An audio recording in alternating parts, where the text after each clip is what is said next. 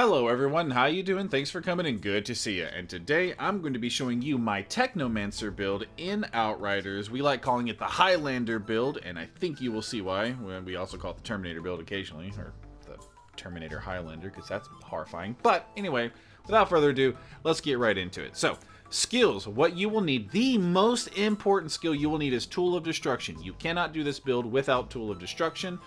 The next two are kind of interchangeable. Right now I'm using Cold Snap and Blighted Turret because those are just what the RNG has given me for rolls, and I think they've worked quite nicely in some of my mods that I've gotten on my items.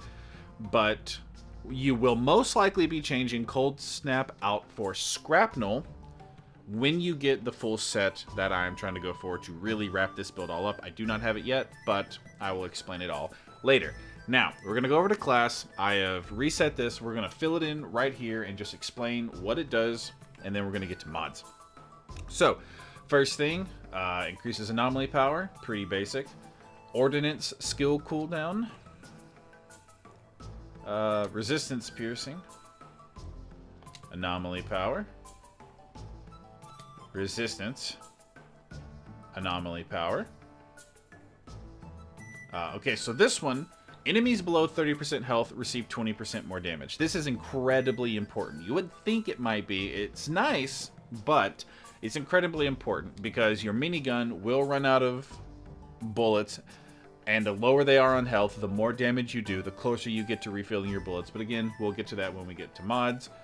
So, activating decay skills increases your anomaly power for you and your allies, so it is good in co-op, by 30%. This is why we keep Blighted Turret around. It's great damage, but this is mainly why we keep Blighted Turret around. Reduce Ordnance skills cooldown by 15%.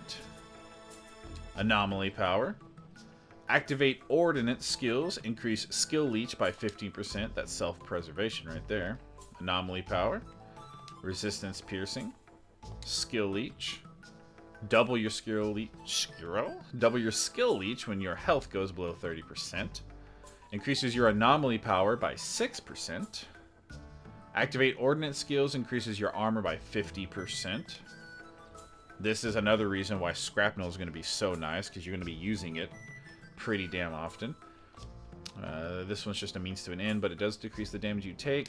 Anomaly power. And last but not least, Ordnance skills increases your anomaly power by 50%. Again, this is another reason why Scrapnel is going to fit in so incredibly nice into this build. I'm so excited to get it finished, and I will do another update when I get that finished. So, those are going to be... That is right, correct. Yeah, it's all my skill points. Okay, so, now we're going to get into your mods. Your two most important mods that you 100% have to have are Perpetuum Mobile. You instantly replenish your magazine if you kill an enemy with 33% or less ammo remaining in your magazine. This does affect your minigun, and I think it affects your rocket launcher as well. I've actually not tested it with the rocket launcher, but if you have this gun equipped when you pull out the minigun, this will affect it. Not entirely sure if that's intended or not, but it works pretty nicely. Now, the next most important one is right here. Massacre. Each enemy killed with the minigun gives 21,000 anomaly power bonus for 10 seconds. Now, this stacks, just so you know, and it is incredible. I will show you the damage numbers at the end of this, but we're going to go ahead and get into the rest of the mods and go on from there. Activate Minigun grants 30% resistance piercing bonus. This is just more armor pin for your minigun. Works perfectly. Activate Minigun grants 106,000 armor bonus. This is going to keep your ass alive. We've already went through this one.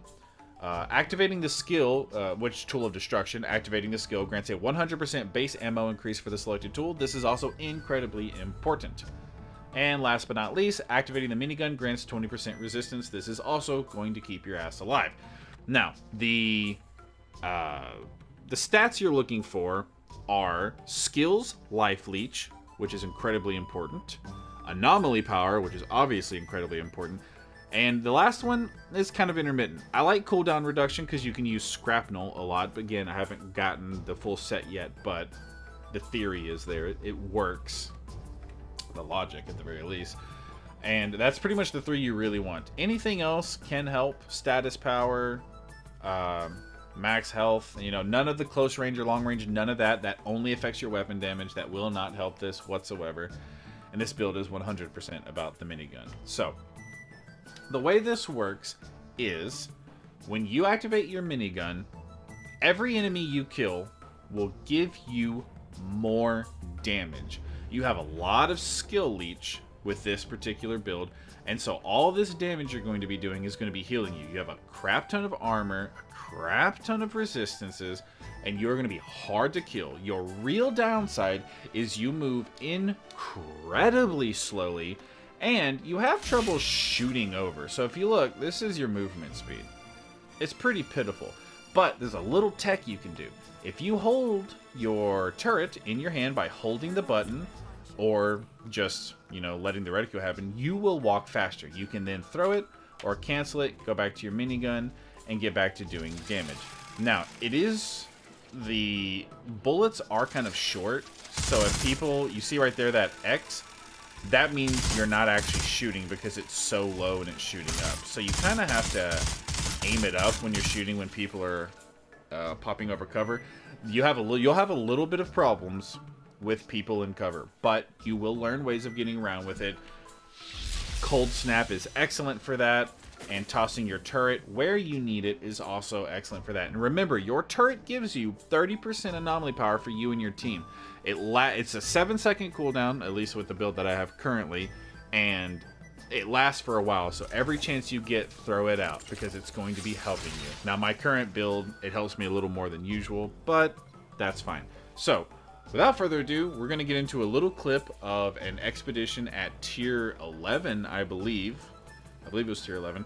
And we're going to let you see how it looks in action. I hope you guys enjoyed the video, and I will see you guys in the next one.